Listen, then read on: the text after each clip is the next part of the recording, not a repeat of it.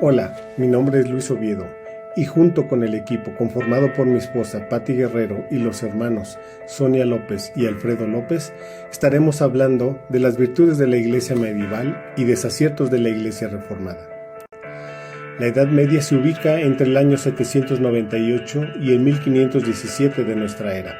El primer monarca de esta era y que consolidó el poder de las naciones transalpinas, dando un golpe de gracia al bamboleante Imperio Romano, fue el emperador Carlomagno. Empecemos a hablar de una de las virtudes de la Iglesia medieval, el impulso a la literatura.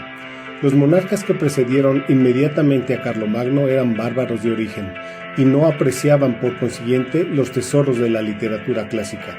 Carlomagno introdujo un nuevo orden de cosas. Fue el primer monarca de origen bárbaro que comprendió la importancia de una nación con cultura.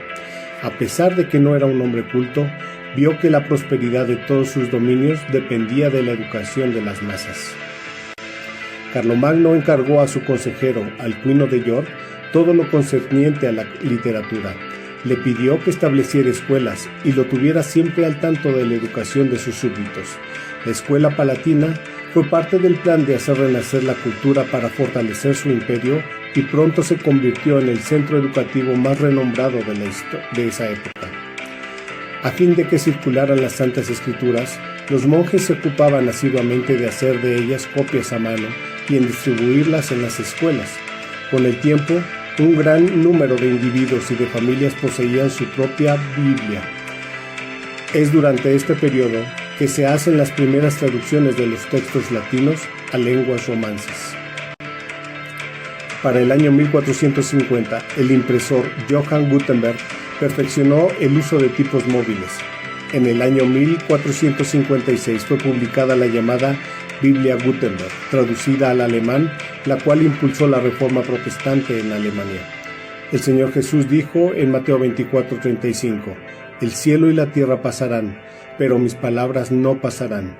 Estas palabras son una realidad hoy en nuestros días y podemos ver cómo influyó este impulso en la Edad Media para su cumplimiento. Continuamos. Otra de las virtudes de la época medieval son las artes. Las obras de arte estuvieron inspiradas por sentimientos religiosos cristianos. Fueron creadas para ilustrar, suplementar y representar en una forma tangible el pensamiento cristiano y buscaban venerar a un Dios de toda gloria, poder, excelso y eterno. Puesto que la época medieval abarca más de 1000 años, hubo varias corrientes. El arte bizantino, cuyo propósito era comunicar el significado religioso, retrataba eventos, pasajes y personajes. En el arte románico se crearon pinturas y esculturas con recursos de la Iglesia católica. En el paso del románico al gótico, San Bernardo de Claraval tenía una visión radical de la función estética en el cristianismo y pretendía depurar el arte de lo que consideraba excesos decorativos e incluso desviaciones doctrinales. La luz era una representación iconográfica de Cristo, ego sum lux mundi. El arte gótico se desarrolló y extendió por todo Occidente. La arquitectura, pinturas y música son muestra del culto a un Dios de gloria y perfección. En la primera parte de la Edad Media se encontraban basílicas por todos lados que tenían arco y en el techo ojivales. Después pasaron al estilo gótico. Los godos utilizaban el estilo bizantino, donde abundaban los mosaicos. Tutio, un monje destacado por ser un gran arquitecto, pintor, escultor y poeta, tuvo gran influencia y las formas artísticas eran cada vez más refinadas y exquisitas. En el siglo XIX, en la Edad Oscura, se dejaron de construir templos y se pasó al gótico. Las ventanas con rosetón eran características del gótico. Tenían también vitrales de colores. El paso de la luz era a través de la naturaleza hasta llegar al centro de la iglesia. El templo debía de ser un lugar de ver lo natural y exaltar lo creado por Dios. Se sumó la habilidad artística y poética en el diseño y creación, buscando dar más hermosura a la iglesia de Dios. A partir del siglo XI y hasta el siglo XIV empieza el Renacimiento. Se desarrollaron las artes plásticas a la par de la arquitectura. Nicolás de Pisa, un monje con gran genialidad en aplicaciones de metales, con formas ricas y bellas, desarrolló toda una escuela en este arte. Se usó la pintura en la ornamentación del interior de los templos. Las pinturas italianas fueron delicadas y agradables a la vista, dando a las imágenes gracia y dulzura. Todas las disciplinas artísticas estaban influenciadas y reflejaban la grandeza y divinidad del pensamiento cristiano. Continuamos.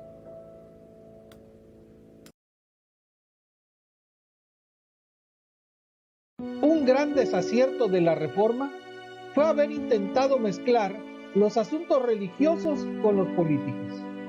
Un ejemplo de esto fue la imprudencia de Savonarola, Girolamo Savonarola.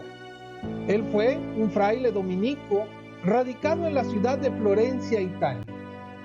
Sus relaciones con personas del gobierno lo llevaron a ocupar una posición importante dentro del mismo.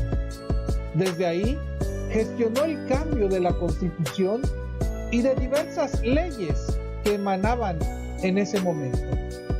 Sin embargo, la mezcla de sus principios y valores cristianos con la política terminaron no muy bien, que digamos.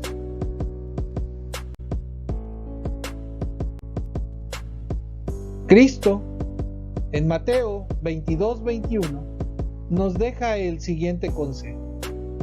Entonces, den al César lo que pertenece al César, y a Dios lo que es de Dios. Sin duda, este consejo nos lleva a pensar y a tener cuidado en que las cuestiones religiosas no pueden mezclarse con la política.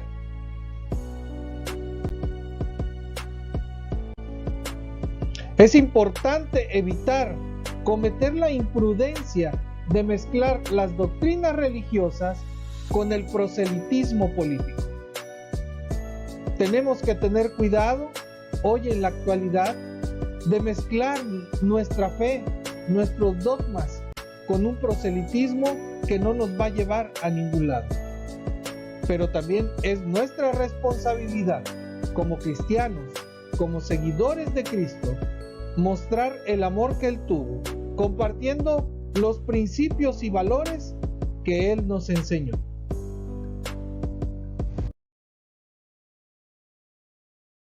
Otro desacierto de la Reforma fue la Guerra de los 30 años. Comenzó como un conflicto de religión entre católicos y protestantes, pero acabó convertida en un enfrentamiento mundial donde los bandos se conformaron por intereses políticos y no solo por credo, ya que la católica Francia se alió con la luterana Suecia contra las potencias también católicas española y alemana. La población civil pagó un precio muy alto.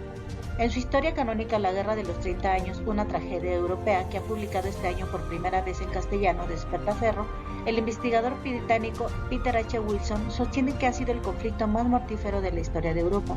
El Sacro Imperio perdió un 15% de su población en matanzas, batallas, pestes y hambrunas.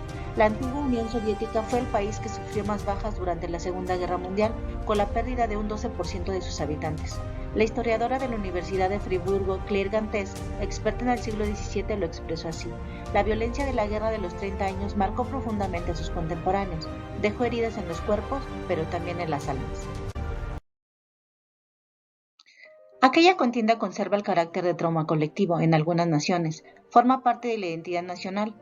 Ese conflicto ocupa un lugar en la historia alemana y checa, similar al que las guerras civiles ocupan en Gran Bretaña y España y Estados Unidos, o las revoluciones de Francia y Rusia. Otro aspecto muy contemporáneo fue la importancia que tuvieron los periódicos, gacetas, que gracias a un invento relativamente a la imprenta, propagaron las noticias de la guerra por todo el continente. En ese momento se habla directamente de revolución mediática por primera vez. Se pudo hablar de medios, masas, con noticias que circulaban a gran velocidad.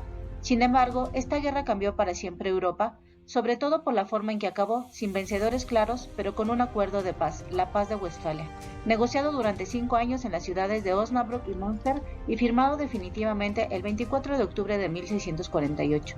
Aquel pacto sentó las bases de lo que sería actualmente la Unión Europea. El primer acuerdo es la libertad de religión. Los súbditos no tenían por qué compartir el credo de su soberano. Eso solo afectaba a las religiones cristianas, no al judaísmo ni al islam. Era absurdo matarse por algo que no iba a cambiar. Muchos diplomáticos hablan del modelo westfaliano para buscar una salida al conflicto entre chiíes y suníes que desangra Oriente Medio. El segundo principio es que los soberanos deben sentarse a discutir como iguales y cooperar para encontrar soluciones. Muchas cosas han cambiado desde la defenestración de Praga, pero la lección de Westfalia sigue tan vigente como hace 4 siglos. Gracias.